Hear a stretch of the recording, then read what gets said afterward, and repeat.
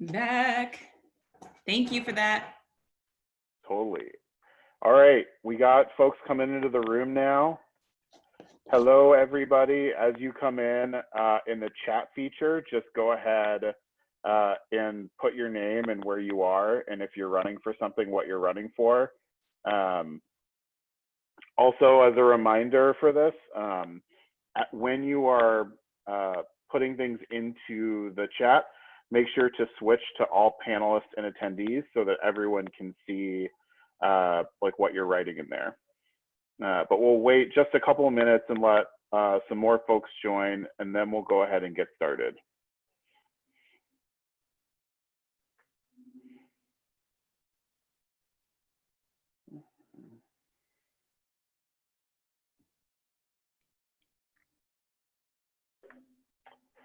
All right, why don't we go ahead and get this party started? Looks like we are now live on Facebook. Hello, everybody. My name is Ross Morales-Ricchetto. I am one of the co-founders of Run for Something. And for those who don't know or don't remember, Run for Something recruits and supports young, diverse, progressive folks who are running for state and local office. I'd like to welcome you to our weekly Armchair series, where we have practitioners in the electoral and political space give advice on running campaigns in a world of global pandemics, systemic racism and police violence, recessions, and global uprising. So basically just, in 2020. I'd like, before we sort of jump into the programming, I'd love to thank a couple of folks who made this whole thing possible.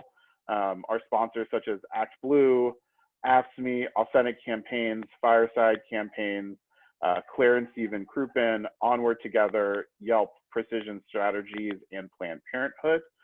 Thank you for making this possible for us to make this free for so many folks. And to our partners, Now This, who are streaming this on Facebook for us. So thank you, everyone. Today, I'm really honored to be having a discussion with an old friend and honestly someone who I've looked up to for a while, Jessica Byrd. She is the founder of, I'm so used to saying co-founder. She is the founder of 3 Point Strategies and a co-founder and political strategist of the Electoral Justice Project of the Movement for Black Lives. Jessica, I'm really glad that you're here, and I'd love if you could just introduce yourself to folks. Sure. Hey, everyone. And hey, Ross. It's so funny because I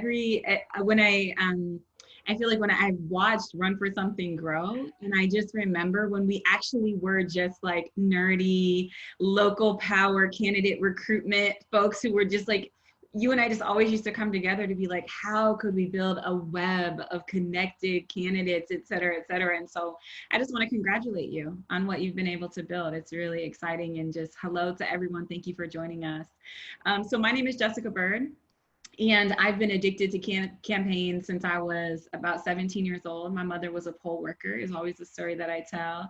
And so she actually used to work the polls to make a little bit of extra money. But on election days, my dad would like take me in one hand and some shea butter in the other and would bring me to her so she could do my hair while she was working the polls. And this just created this like lifelong curiosity about how campaigns are won and how voters even know what the heck to do. And so I've really had the last 15 years of a campaign career, spent time on the Obama campaign, have worked on campaigns in 43 states across the country, worked at Emily's List where I built a women of color candidate recruitment program. And then in 2014, I was truly transformed in the service of Black movement.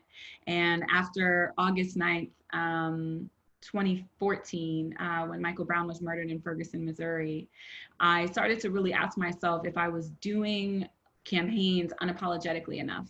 And the answer at the time was no, that I wasn't, that I was doing a good job. I was helping people win. I was in particular helping Democratic women win, but that in terms of utilizing electoral political power as a tactic to transform society and to really confront racial inequity, I wasn't doing that level of deep work. And so the last 6 years, I've done a couple of things. One is I moved squarely inside the Movement for Black Lives as my political home so that I can be accountable to Black activists and Black movement as I work on campaigns.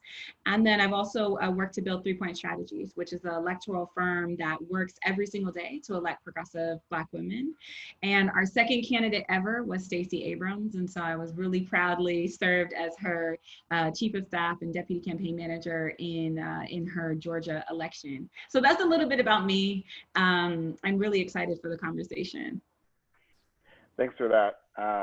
And, you know, I think one of the things about like you talked about some of those conversations and like the really in the early days, and now we're calling the before times. When we used to get to be together. Exactly.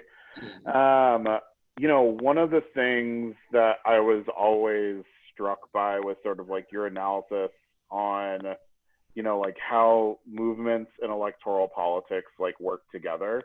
Yeah. And I think, you know, it's something that's like always like some of the things that you've talked to me about are some of the things that have like really stuck with me over the years. So I'd love to hear like if you could talk a little bit more about like how you conceptualize like electoral work, like working with different types of movements, and especially in your work for the Movement for Black Lives.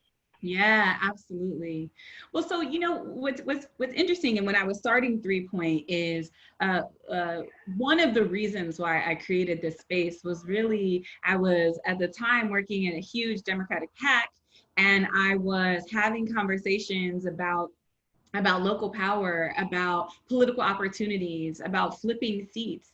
And then I was walking into a huge protest, risking arrest, talking about local power, talking about clearing the path for like the visions that movement had. And those two, where I was situated, weren't talking to each other. And I feel like largely what I've learned in the last 6 years is that there are a lot of kind of folklore about how direct action and electoral politics are in tension with each other. And I feel like I've always believed that that wasn't true, that actually protest and direct action create a condition of political change, which we are facing now. And that electoral politics isn't possible without direct action and protest. And for me, that Venn diagram is that if we truly believe in new leadership, in creating structural change so that new types of leaders with more progressive policies are possible, then we actually need to be disrupting the status quo at all times. And direct action helps us to do that. But I also think that there's one thing that I want to say here as well. So in the Movement for Black Lives, we utilize a term and really a framework that I came up with, for lack of a better term, but it's like, I'm like, what's the anti-humble of this? That I have offered the last 6 years, which is of electoral justice. And this has been part of also my own unlearning, that movement identifies wins differently. The win isn't just changed as if the R became the D. The win is whether or not we made people's lives better, and whether or not restoration and a wrong was righted. And that's where the justice comes in. And I really believe that elections can be a lever of justice, but you have to be able to define the win as something that truly changes people's lives. It doesn't just change the seat. And that's, I think that we're at this exciting moment right now where we have folks engaging in what it looks like, what it feels like or looks like to have a representative or reflective democracy. At the same time that we're naming big demands that would really change not only the face of power, but would change public policy in our communities. And I believe that those things can go together, that we can have dynamic, incredible people of color, Black, Indigenous, queer, non-binary, young leaders who also believe that their role is to transform society, and that when that happens, that's the electoral justice that really we can all look back on and say, I wasn't just in a game of political football, I was in a game of political transformation. I love that. And, you know, a thing that we talk about a lot, and, you know, that we have a lot of internal conversations about, is that it matters who you elect. You know, it can't just be about electing somebody with a D next to their name. Because as we've seen in cities across America, you know, Democrats have controlled a lot of those cities for a long time. That's right. Black people are still being killed by the police. That's right. That's right.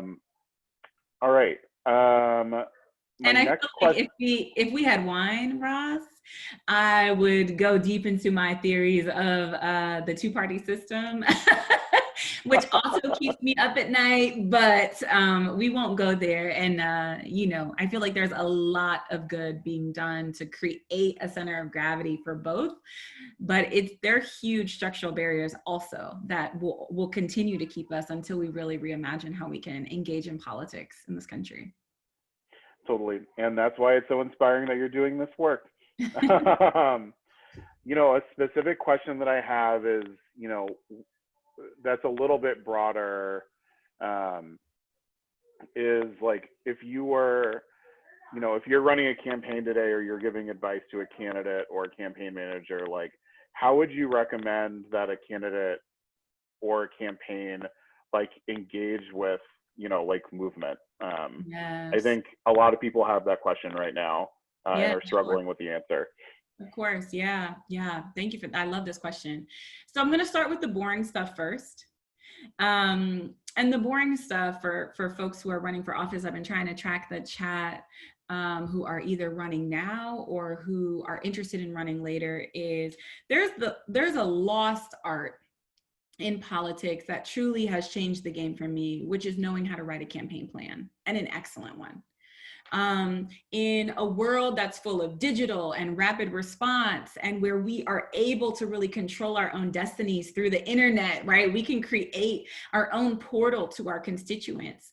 I feel like we have also gotten a little loosey-goosey on the strategy. And writing a campaign plan is important, not only because it becomes the sequencing and the charting your path forward, but it actually allows you to live into your values even more boldly. And so my kind of championing of the campaign plan is also because your plan should identify how you want to be engaging in community. And so engaging with movement isn't just something that you're like, oh my gosh, people are in the streets. Oh my goodness, like, let me go out there and figure out who's the leader so I can shake their hand and get a photo. It is actually about having a sequencing of relationship building, just like an organizer would, but in a candidate lens, and thinking about, one is, what are not only the organizations, but who are the impacted communities that those organizations serve? And not only how does that engage in my values, like what am I saying about, you know, how I intend to lead, but it's also, does my team reflect the people who I say I serve? Does the budget of my campaign and the way I'm spending resources serve the values that I say that I'm championing? And so if it's July and you're on the ballot in November and you're like, all right, Byrd, listen, I already have a campaign plan and there's movement volume and I want to be able to get in there, is what I would say is a few things. One is, you should go as a community member first. So engaging in protests, engaging in meetings, engaging with both curiosity, rigor, with respect. And emailing, phone calling. I would say attend meetings. There actually are some socially distanced meetings still happening, but within the prism of how people are getting together now, is get in as a community member. Listen, what are people's number one concerns? And I feel like that feels really basic. But then what you do, though, is you take note of where there's urgent distress and where there are places that you can start to co-create with movement. And then the last thing I'll say here, and I think about a lot, is that for Movement for Black Lives, electoral justice isn't just about winning, as I named, but it's also about co-governance. And so getting to a place where the candidate is not the central force of power, and that socially people believe that too. That they talk about the mayor not just as what's that person up there going to do for me and how are they failing me, how are they falling short, but that we actually begin to build campaigns and then therefore governance that is co-created with movement, and where movement begins to support creating conditions where transformation is possible. And if you're running for office right now, there are ways you can do that. One is you can be doing political education now. If you're running for city council, you're running for mayor, you're running for state ledge, tell your constituents what the frick that office even does. What does a city treasurer do? I mean, I always joke, and shout out to Tashara Jones in St. Louis. She has made the treasurer seat an interesting,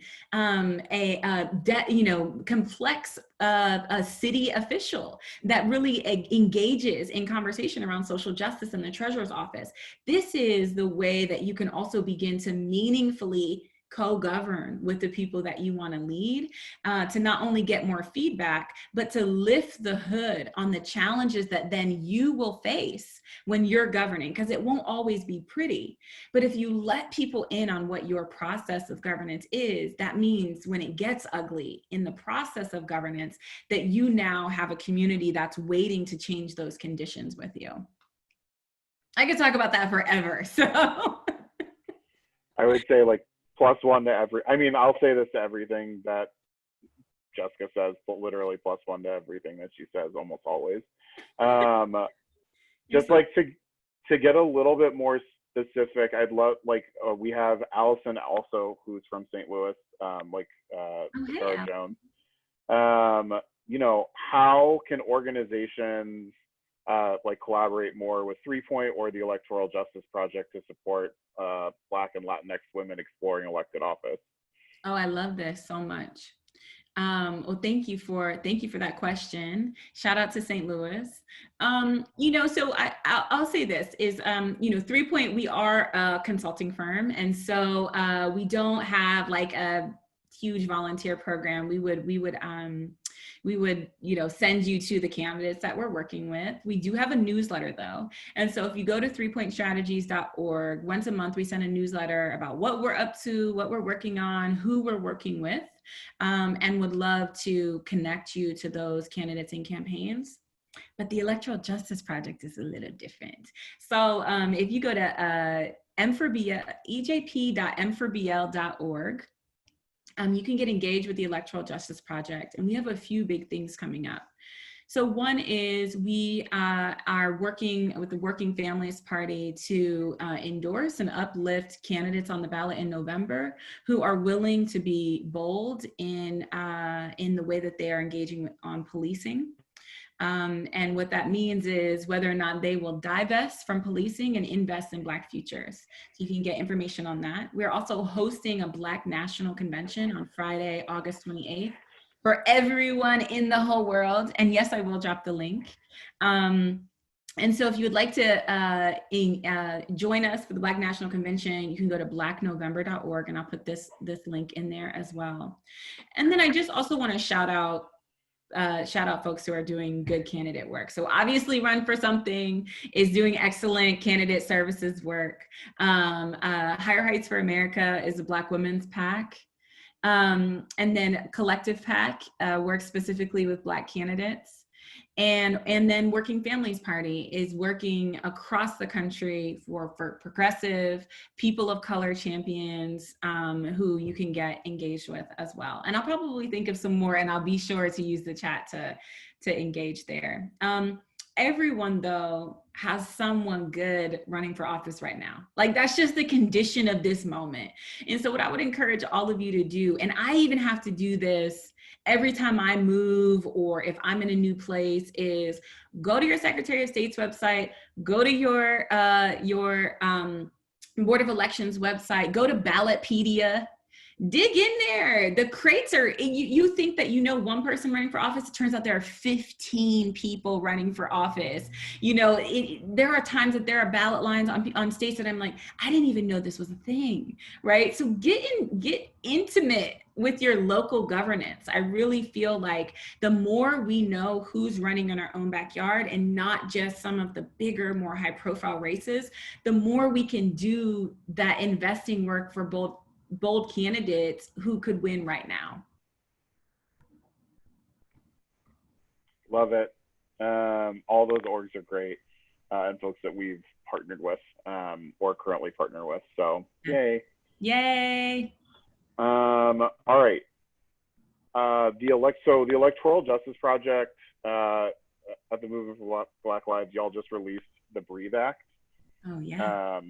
And I was wondering if you could tell folks a little bit about what it is, and also, you know, because all of our work is down ballot, how like state and local candidates might be able to use that as a template for campaigning in their own states. Yes. Thank you for this question. So, you know, we've learned a lot in 6 years. And so I mentioned that part of my own political journey was getting to a place where I knew that I needed to go all in for Black movement. And so in 2014 was one part of the origin story of the Movement for Black Lives. There are many in terms of this iteration of Black movements. I just want to name that. But is that one of them was after the murder of Michael Brown. And that the Movement for Black Lives is what we call a united front. It's it's a coalition, an ecosystem of local Black organizations all across the country who have committed to a vision for Black lives that names liberation in our lifetime. And the way that we work together is that as you join the Movement for Black Lives as a Black organization, you essentially raise your hand and say, this is what I want to throw down on. And so we have a policy table, we have the electoral justice table, we have a mass engagement table, we have a direct action table, et cetera. So folks who will say, we want to go deep into this tactic in service of the vision for Black lives. And so I've had the privilege of leading and co-creating the Electoral Justice Project. But in this current iteration of uprisings and in this really historic 50-state rebellion, we started to get the exact same questions that we were getting in 2014. Okay, so y'all are rioting, y'all are protesting, what's next? What do you actually want to do? What does defund mean anyways? And so what became really clear is in our own growth and maturation that we were ready as a united front to take the defund demand and to provide an example of what it actually would look like to have a 2020 civil rights legislation that really transformed the way that public safety is imagined as well as invested in Black futures. And that's the Breathe Act. So in 4 weeks, a working group of nearly all Black women drafted a piece of federal legislation called the Breathe Act. You can go to breatheact.org. I'm giving you all the websites. You could go to breatheact.org and engage with this piece of legislation. It essentially has 4 key parts to it. So one, and the most central for us in presenting a rigorous set of ideas and public policy moving forward, is it divests from the police. That we are currently in an untenable situation with state violence and Black people, and that we don't just need to tinker around the edges, we actually need to name that the policing is not actually getting us the public safety that we say we want. And if that's true, that taxpayer dollars can be reinvested. The next 3 sections are about that reinvestment. So you'll see a section on reparations and what reparations looks like. One of the sections that I'm really proudest of is named after Michael Brown. His mother, Leslie McSpadden, drafted it with us. And it is about what families of police violence are owed. It engages in the mental health care of police violence victims and what it would actually mean for us to name the loss and the sacrifice of the people that are murdered by the police. And so it's juicy, it's good. We currently have two Hill champions, Congresswoman Ayanna Pressley and Congresswoman Rashida Tlaib, who have agreed to essentially be Hill organizers for us, for other members of Congress to engage with the ideas that are named in the Breathe Act. It was one of the most soul-stirring, skin-stretching, brain-exploding projects that I've ever worked on, because policy is tough to pass, especially with the level of radicalism inside the Breathe Act. But our hopes for next, to get back to that part of your question, one is that everyone engaging or everyone who's reading the Breathe Act can say that they want to be a community co-sponsor. And so we also have an organizing strategy to have a public debate about solutions for divesting from violent policing and investing in Black futures. We also are working with movement organizations inside of our ecosystem to figure out what a state-based version of the Breathe Act would be where they live, which is really exciting, and what we're going to spend a lot of the summer doing. And then what we hope to do is to have bold co-sponsors who are willing to introduce us on the House floor and encourage debate across the country about real solutions for Black people, and really what a civil rights legislation in 2020 would be. So those are our next steps. Would love for folks to go to breatheact.org and to read it. And I mean that seriously, though. Like, I really do want you all to read it. And I'll say why. One is it's the labor of folks who have created these conditions and who are being asked every single day, what the hell are you going to do about it? You actually don't mean this. You actually can't do it. You couldn't build power to do it. And this is our response. So if you are asking either some of those questions, or you're just curious, what the hell are we gonna do? What could be possible? People keep saying things on TV like reimagine. What is reimagining? This is a document that I just want you to consider. I want you to consider it. And then the second piece is that we are in a really specific historical moment. And I feel like, Ross, you get this, and Jess, wherever she is listening, hey Jess, I know that she gets it because her and I talk about this all the time. You know, in Freedom Summer of 1964, which, you know, Congressman John Lewis is famous for, but also so many of the folks we've inherited this moment from, bravely moved into the South and put themselves into harm's way to create and expose the structural racism that was preventing full civil rights for people across the country. And that sacrifice, like bodily sacrifice of doing that, created momentum, along with the assassination of Martin Luther King, along with the assassination of John F. Kennedy. So even more sacrifice created the condition for the Civil Rights Act of 1964, the Voting Rights Act, of 1964, and the Civil Rights Act of 1965. And for us, we believe that this last 6 years has transformed this country, and that's owed rigor around our ideas and our belief about civil rights moving forward. And because we've created a condition for a new country, because we've exposed the fact that policing is an untenable investment if we believe that Black Lives Matter, we are asking you to engage in this with the rigor that we engage the streets in, and to take these ideas really seriously, and to think about how we can elect candidates who can make them real. That's awesome. And I look forward to the state-based versions of the Breathe Act coming out this summer. We will make sure to share those with our candidates. Yeah, thank you. And I would love to help you with that too. To think, like, maybe there are some teach-ins or something that we could do where we engage locally or regionally. That would be awesome. Any excuse to do work with you is always good by me. I'm going to change direction just a little bit because we definitely have some I've seen some campaign managers, some candidates, et cetera, in here I've seen some questions about sort of getting into the nitty-gritty of politics. And yeah. I apologize if you can hear stuff in my background. My dog Nacho is looking out the window and making noises at things. So I don't know what's going on, but that's a thing that's happening. I can't hear it, so you're all good. Someone asked, Kyle asked in the Q&A about resources for writing campaign plans, for beginners. But out of that, I'd like to ask a question about, you talked about sort of like the centerpiece of a campaign and sort of the lost art of writing a campaign plan. Yeah.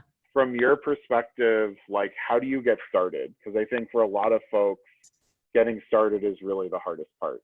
Yes. Okay, this is great.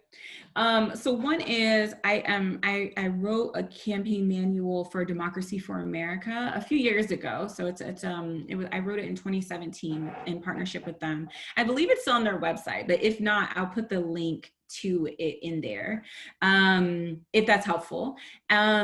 It actually moves through like how to write a campaign plan from start to finish and to build out your staff, et cetera. So I would love to provide that resource if helpful. But actually, I don't want us to overthink this. So what I want all of you to do is to take a blank Google document. And what you're going to do is essentially write out a set of what will become like chapters in this little book that you're going to write of strategy forward for your campaign plan. So the first thing I want you to do is I want you to create a header for research. You're going to research yourself and you're going to research your opponent. And you're also going to research and include in here everything about your district. I always joke that this is my scavenger hunt. Where do people go grocery shopping? Where do people hang out? What are some of the cultural practices? What are people complaining about? Is everyone talking about trash collection, or are they talking about transportation and the public busing, et cetera? So research, what do you know about the place where you're running? What do you need to know? What do you need to know and share about yourself and your opponent? Then what I want you to do is I want you to write down all the voting statistics. So this is your field portion that we'll call this. This is going to get way more in depth as you do the planning process. But to start, because right now we're just trying to start this thing, is I want you to write what you already know from the Board of Elections, from your Secretary of State, from your own experience organizing. If you have access to VAN or the voter file, what do you know about the demographics of your district? Do people live in high rises? Do they live? Is it suburban, exurban? Like what is your community like? And if you need to get all these people to vote for you, how are you going to need to begin doing that? This is especially important in the era of COVID. Then what I want you to do is I want you to write communications or message, either one. And I want you to begin thinking based on these two things, your research and your voting demographics. What the heck are you going to say to these people? What are your ideas?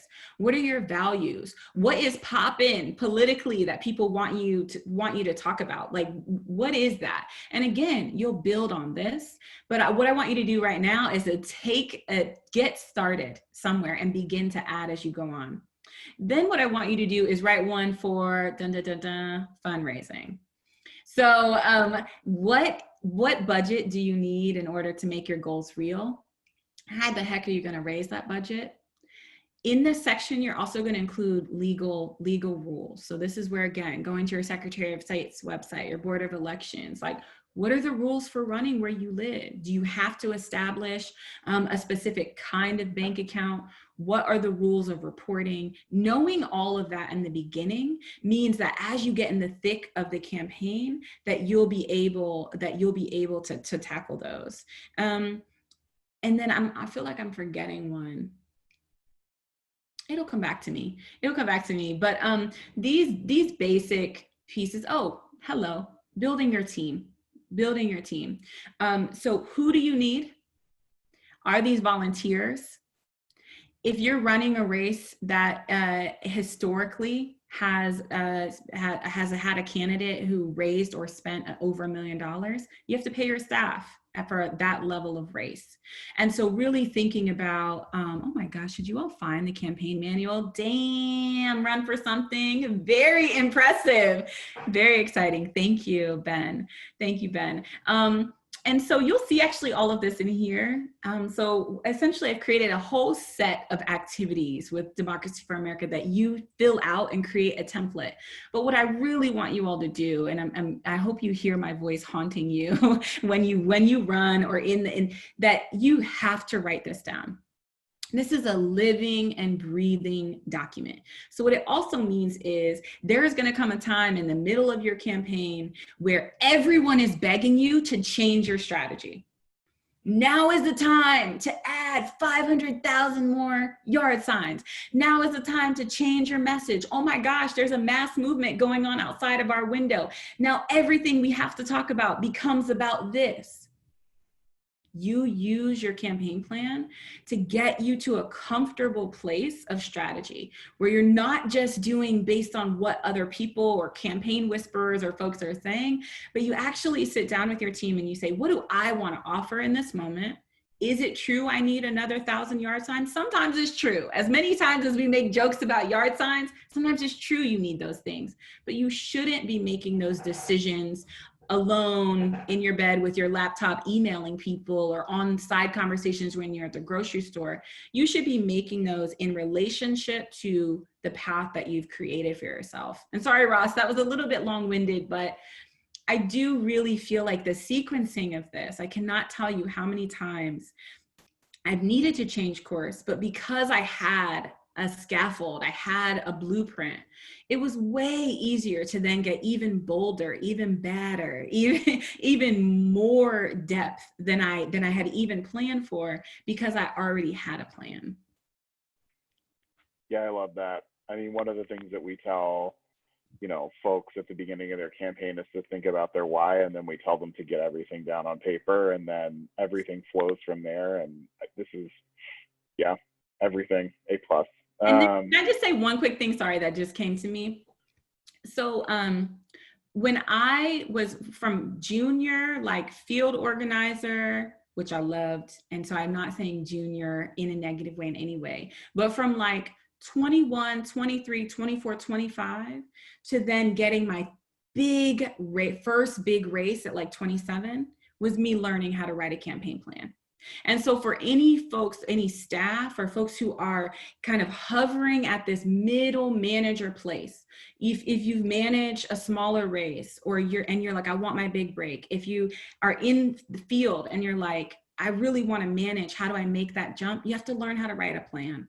And that being able to write a plan and being able to manage a budget actually took me from one level to like 3-4 levels in the course of a year or two. Get this experience, get that first one, rip the Band-Aid off, and you'll always be able to come back to it in your political career.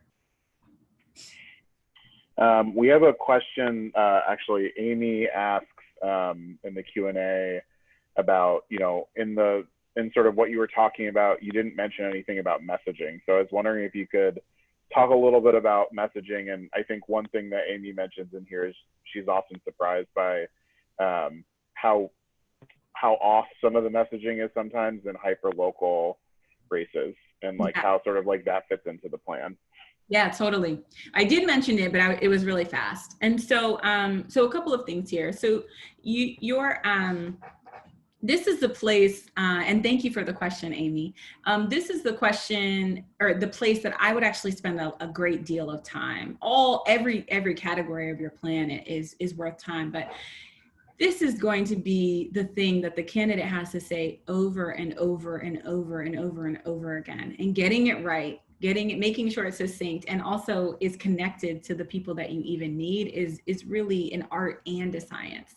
So I would say a couple of things here. So one is that your message isn't just about what you want to say, it's about what voters want to hear. And I feel like even as that was coming out of my mouth, it sounded like very politically wonky or like old school or establishment. But what I actually mean is, what does your community need? You don't just, if you wanting to talk about the new stadium that's coming to your district or locality and how that's creating an environmental hazard, when 47% of your community is threatening being evicted during a time of COVID over the next 3-4 months. Those things need to match what you want to champion, your expertise, why you're running, your why, as Ross said, and the things that keep your constituents up at night. You need to find an intersection of those things. Oftentimes that's a natural intersection, right? Because there are so many structural reasons why we're running, though a lot of that does find intersection, but really being intentional there.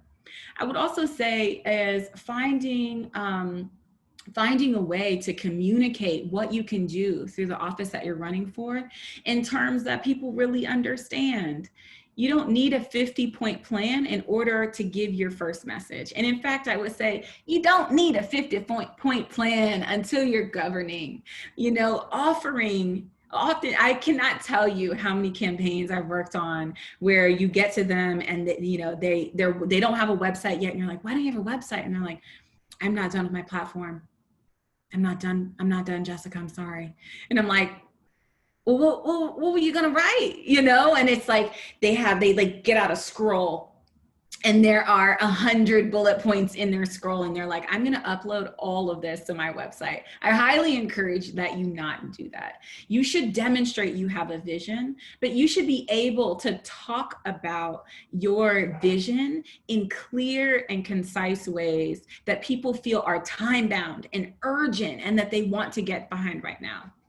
And then the last thing here that I'll say about your message is obviously about your opponent. Your message is an opportunity not to attack, but to create contrast. And so in the DFA manual, you'll see that there's a message box. I did not come up with the message box. It is a age-old tool that political operatives have been using for decades. I actually don't even know who originated it. I should figure it out. Probably a Black woman. But the message box is brilliant because what it does is it forces you to both be reflective of yourself and your strengths and your weaknesses, as well as reflective of your opponent and opponents. And so I encourage actually all of you, and it's really fun. It's one of my most fun exercises to do with candidates, is to sit down with the message box. What are you going to say about yourself?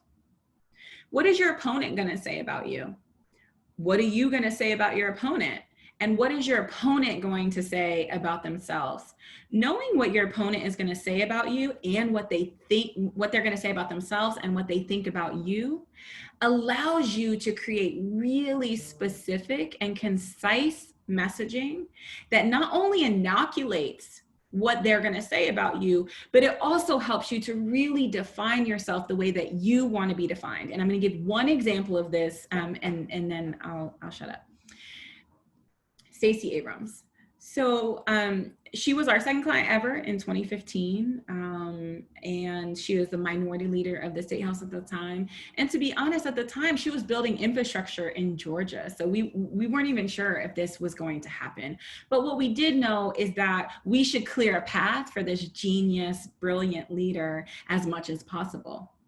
And as we were getting closer to the building phase, it was very clear that that one of the pieces of research in our campaign plan was that she had about $150,000 worth of debt.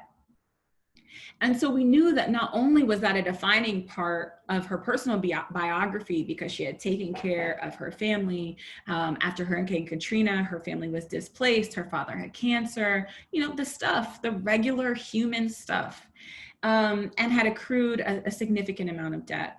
We knew that her opponent was going to seize on this. And what the message box kind of process and activity helped us to do was to realize the sequencing of when we had to tell the story so that it wasn't used against us, and so that then people could engender trust with her as a person who's been through some real shit and who was a fighter and a protector for their family. And that process really helped me to sharpen how messaging can be not only a tool to get specific about who you are, but how it can also cut off the moderate, Republican, shitty, people who are going to use the same tried and true ways to make you feel like you don't belong, there's actually a way to get in front of that. That's an awesome example.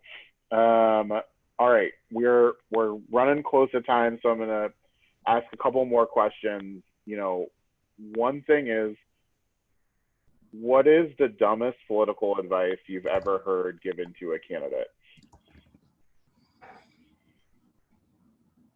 And then on the other side, what's the best political advice you've ever heard someone give to a candidate, or that you've ever given to a candidate? Oh gosh, there's so much bad advice. I'm gonna give for two sizes of budgets. For over $1 million budget, it's that paid ads mean more than field or organizing. They never will. They are an important layering process. At times for larger, obviously statewide races where you're not going to be able to get to every single corner of neighborhoods. Field organizing always gets the goods. And so this is also as you build out your campaign plan, and you're going to have these campaign whispers like, pss, pss, pss, pss.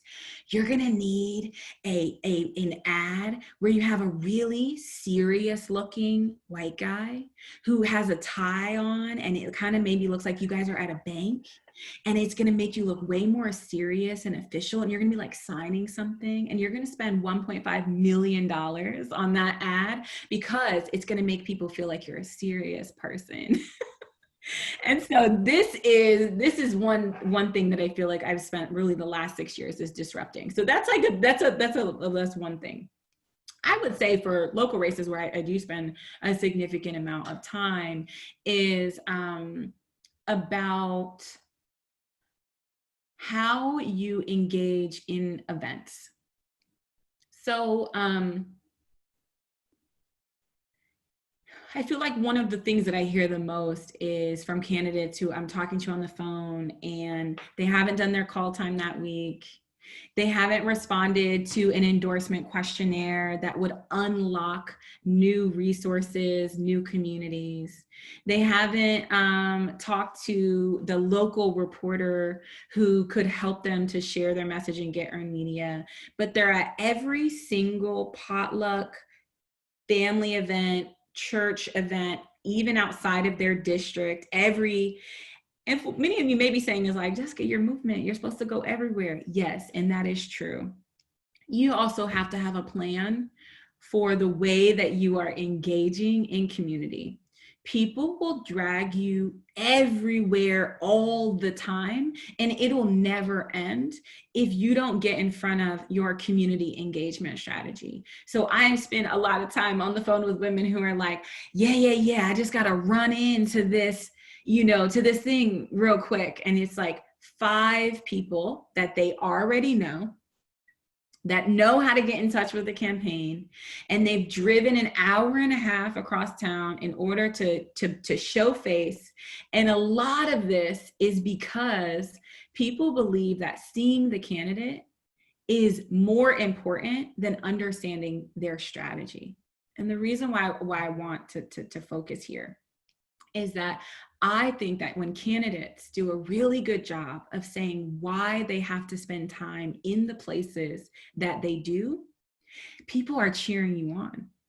People want to, they're like, you're spending time in neighborhoods where there are 100,000 registered voters, but where where voter suppression is high, and you need to do a lot of voter education until that soil, and move people to a place of really voting and exercising that right. I get that. You belong to this church. You don't need to keep coming back here. You actually go over there. We get it. And I really feel like we were able to do this on the Abrams campaign. And I've been able to employ in other places where people get connected to your strategy, and then they want to help you bring in new communities, new people, folks who haven't had that level of engagement. And so what I would say is the grass tops are so important. Movement and leaders that you know are so important. I'm not saying decline invitations. I'm saying make a plan. Because if what you want to do truly is to get underneath all of the people who can get access to you and truly talk to people who wouldn't be able to connect you. They don't know you're running. They don't know what your office may even do. Then that actually is going to take intention and creating events, not just attending them. Love it. And I could probably go over a few more, but. All right. So I prepped you for this question in advance. I wanted to ask you, how did you get Oprah to knock on doors?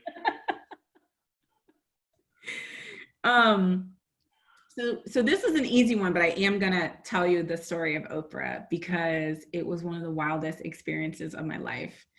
So actually Oprah she wanted to knock doors.